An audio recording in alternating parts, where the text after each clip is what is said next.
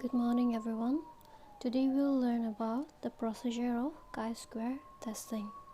So chi-square test is intended to test how likely it is that an observed distribution is due to mere chance. So now we have already discussed about the formula of chi-square. So the formula of chi-square is being the symbol of chi-square is this, and its formula is summation of observed frequency minus expected frequency whole square divided by expected frequency. So this is the formula we'll be using in any kind of question that comes this related with chi-square. So we have to know that the FO is observed frequency and FE is expected frequency. Now the first step when we use chi-square testing is to establish a null hypothesis. So when we establish a null hypothesis, it means that we assume that there is no any significant difference between an observed frequency and expected frequency. So we assume that the occurrence that is happening is due to merely by chance, or if there is any significant, we say that the occurrence that happened, the phenomena that is happening, is not merely by chance. So these methods are especially used in scientific research, which helps in prediction of some occurrence, some situation or some phenomena that is happening. So step number two after establishing a null hypothesis is step 2 is computation of chi-square with the formula.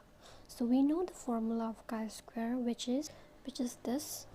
So now the third step is to determine degree of freedom. The step number 3 is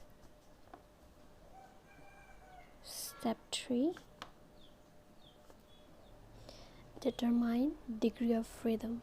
So the formula for determining degree of freedom is df, which is degree of freedom, equals to multiplication of r minus 1 and c minus 1. So here the r is row of the data and c is the column of the data. In some question in exams, we may see that degree of freedom is already given with the question, but if it's not given and we have to calculate the degree of freedom ourselves, then this is the formula that is used. So now the row and the column after the degree of freedom, okay, here. So after the calculation of degree of freedom, the step number 4 is step 4, find out the table value of chi-square with the help of degree of freedom at 0.05 level and 0.01 level.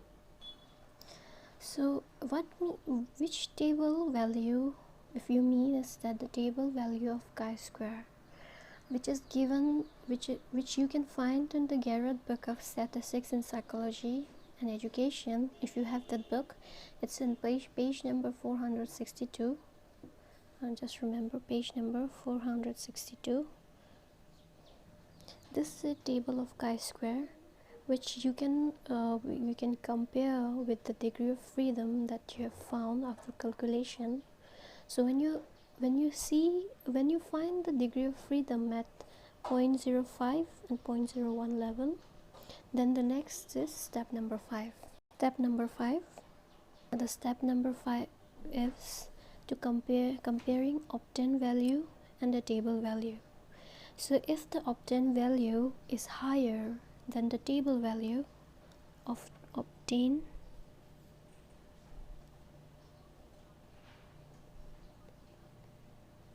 value is higher than the table value,